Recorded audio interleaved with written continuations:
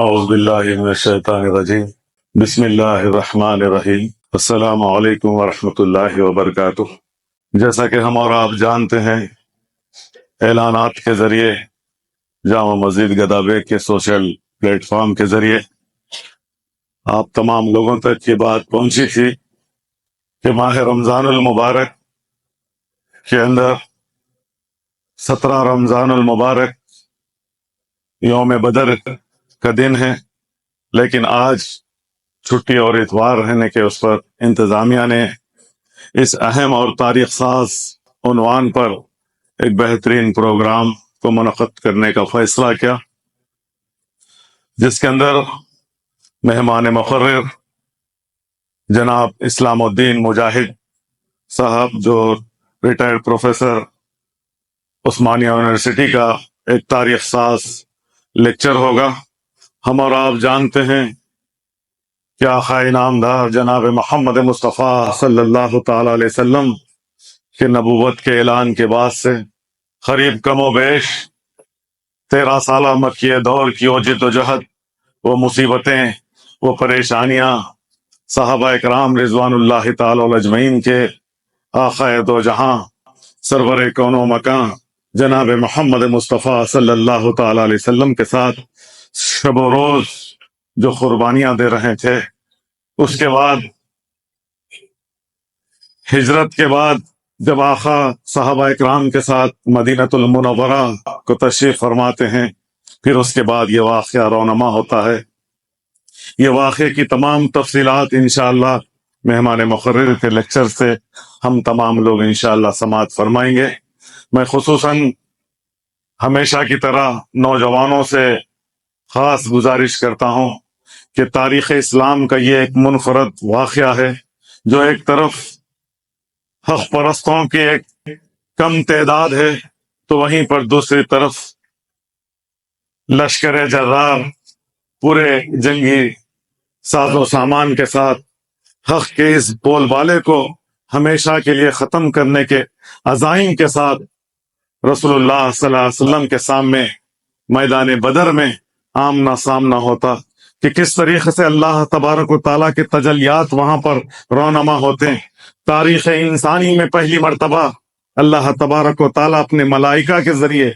حق پرستوں کا ساتھ دے کر، گزشتہ عمرہ میں پہلی مرتبہ جب میں بدر کے نظارے کے لیے گیا تو وہاں پر جبل ملائکہ کو دیکھ کر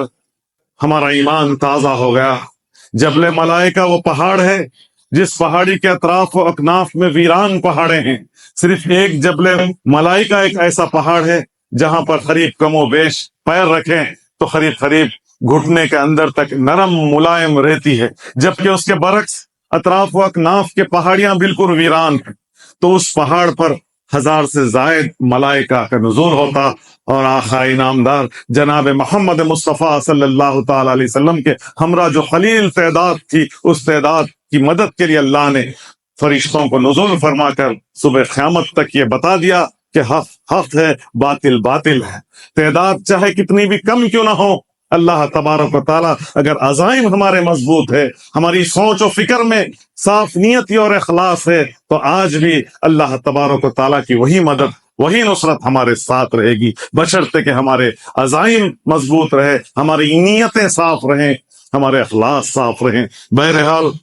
عشق میں ڈوبے او اشاعت آپ کے سامنے عرض کرتا ہوں۔ وہ دانائے سبل ختم الرسل مولائے کل، جس نے غبار راہ کو بخشا فروغ وادی سینا، نگاہ عشق و مستی میں وہی اول وہی آخر، نگاہ عشق و مستی میں وہی اول وہی آخر، وہی قرآن وہی فرقان وہی یاسین وہی تا، کی محمد سے وفا تو نے تو ہم تیرے ہیں، کی محمد سے وفا تو نے تو ہم تیرے ہیں، یہ جہاں چیز ہے کیا لوح و قلم تیرے ہیں، قوت عشق سے ہر پست کو بالا کر دے، قوت عشق سے ہر پست کو بالا کر دے، دہر میں اس میں محمد سے اجالا کر دے۔ جامع مسجد گدا بیگ کے انتظامیہ کی ہمیشہ یہی سوچ و فکر رہتی کہ ایسے بہترین عنوانات کے ذریعے ملت اسلامیہ کے نوجوانوں تک ایک پیغام پہنچا کر ان کے اپنے زندگیوں میں اسلامی اسپرٹ کو پیدا کرے، اسلامی تاریخ سے واقف کرے۔ ان سے مجھے چند اشعار جو ہمارے اور آپ کے جذبات کی، احساسات کی، خیالات کی ترجمانی کرے گا، وہ یہ ہے کہ وہ جرت سراپا، وہ ہمت مجسم، وہ جرت سراپا، وہ ہمت مجسم، وہ راتوں کا عابد، وہ دن کا سپاہی صلی اللہ تعالی علیہ وسلم، وہ جس نے دنیا کی سیاست کی زلفیں سوار دی، وہ جس نے دنیا کی سیاست کی زلفیں سوار دی، وہ جس نے فقیری میں کی بادشاہی۔ اے ملت کے نوجوانوں، اگر ان سے کچھ بھی عقیدت ہے تم کو، تو تم اپنی زندگی کا ویترا بدلنا پڑے گا۔ نفاق زبان و عمل سے نکل کر، نفاق زبان و عمل سے نکل کر صداقت کے سانچے میں ڈھلنا پڑے گا۔ خبر دے رہا ہے محمد مصطفیٰ کا وہ عظیم اسوہ حسنہ، جسے قرآن کہہ رہا ہے لقد کان لکم فی رسول اللہ اسوۃ الحسنہ، کہ آسان نہیں ہے مسلمان ہونا، بہت سے امتحانات درپیش ہوں گے۔ اے ملت کے نوجوانوں، بہت سے امتحانات درپیش ہوں گے، بہت سخت راہوں سے چلنا پڑے گا۔ بہرحال جامع مسجد گدا بیگ کے انتظامیہ کی ہمیشہ یہی فکر رہتی کہ ان مہمان علماء کرام کو، مہمان مقررین کو بلا کر آج کے اس موجودہ حالات میں جس طریقے سے مہمان مقرر نے 13 سالہ مکیہ دور کی باتیں بھی ہمارے سامنے رکھی، تو 10 سالہ مدینے کے فتوحات کی بات بھی ہمارے سامنے رکھی، تو آج کے اس موجودہ دور میں جس حالات سے ہم اور آپ گزر رہے ہیں، ان چیلنجز کو بھی ہمارے سامنے رکھ کر